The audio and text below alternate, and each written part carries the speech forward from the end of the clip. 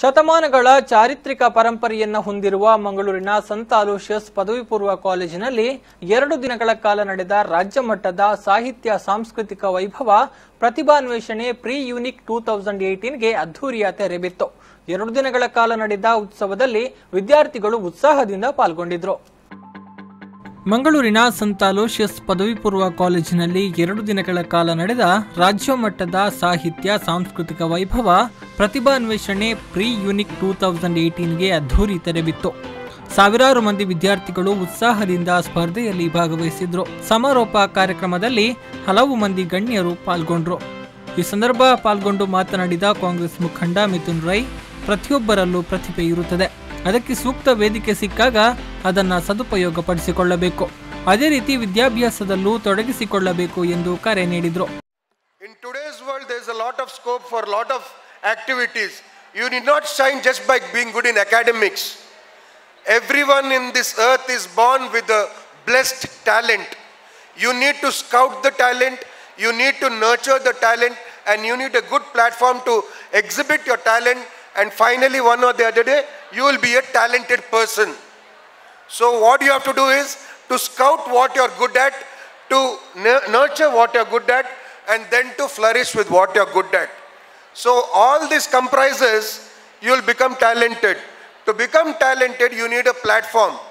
That platform is St. Aloysius College, St. Aloysius Institute. ಇದೇ ಸಂದರ್ಭ ನಟ ಆಶ್ರಿತ್ ಅವಿನಾಶ್ ಶೆಟ್ಟಿ ಮಾತನಾಡಿ, ಪಠ್ಯೇತರ ಚಟುವಟಿಕೆಗಳ ಜೊತೆಯಲ್ಲಿ ವಿದ್ಯಾಭ್ಯಾಸ ಕೂಡ ಮುಖ್ಯ. ಸಂತ ಅಲೋಷಿಯಸ್ ಕಾಲೇಜಿನ ಮಕ್ಕಳು ಸಮಾಜದಲ್ಲಿ ಉತ್ತಮ ವ್ಯಕ್ತಿಯಾಗಿ ರೂಪುಗೊಳ್ಳಲು ವೇದಿಕೆಯನ್ನ ಕಲ್ಪಿಸಿಕೊಡುತ್ತಿದೆ ಎಂದು ಹೇಳಿದರು. So life is all about taking chances and understanding what you really want to be. This is the time when you have to enjoy, understand life, also study. I mean, education, whatever you do, education is very, very important. End of the day, I'm an actor today, but every day when I do my analysis, my project, I understand I'm able to do my work better because I took better education, I took it seriously, and that helps me to do better things in life. ಸಂತ Aloysius ಪದವಿ ಪೂರ್ವ ಕಾಲೇಜಿನ ಪ್ರಾಂಶುಪಾಲ reverend father Melvin Mendonsa ಮಾತನಾಡಿ, ರಾಜ್ಯದ 17 ವಿವಿಧ ಹೈಸ್ಕೂಲ್ಗಳ ವಿದ್ಯಾರ್ಥಿಗಳು ಹಾಗೆಯೇ ಪದವಿ ಪೂರ್ವ ಕಾಲೇಜಿನ 29 ಶಿಕ್ಷಣ ಸಂಸ್ಥೆಗಳ ವಿದ್ಯಾರ್ಥಿಗಳು ಸ್ಪರ್ಧೆಯಲ್ಲಿ ಪಾಲ್ಗೊಂಡಿದ್ರು. ವಿದ್ಯಾರ್ಥಿಗಳಿಗಾಗಿ 38ಕ್ಕೂ ಅಧಿಕ ಸ್ಪರ್ಧೆಗಳನ್ನು ಹಮ್ಮಿಕೊಳ್ಳಲಾಗಿತ್ತು ಎಂದು ಹೇಳಿದರು. And I will give you 2 reasons.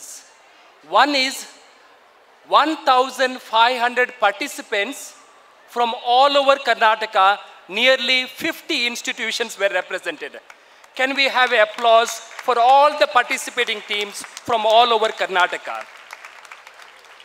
We kept a beautiful theme today, yesterday and today, Rise as One. And our alumni, chief guest of the day, Mithun Rai has beautifully explained what it means to rise as one. We cannot rise as individual today.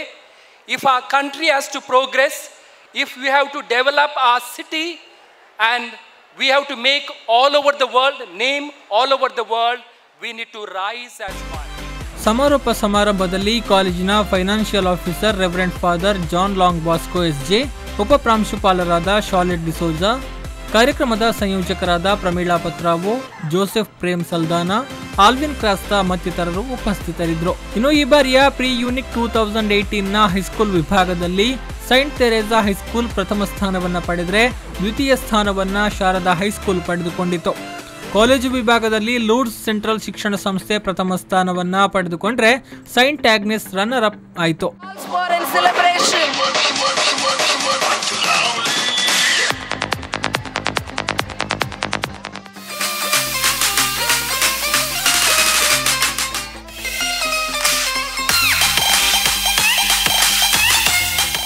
ಇನ್ನು ವಿವಿಧ ವಿಭಾಗದಲ್ಲಿ ನಡೆದ ಸ್ಪರ್ಧೆಗಳಲ್ಲಿ ವಿಜೇತರಿಗೆ ಗಣ್ಯರು ಪ್ರಶಸ್ತಿಯನ್ನ ನೀಡಿ ಗೌರವಿಸಿದರು.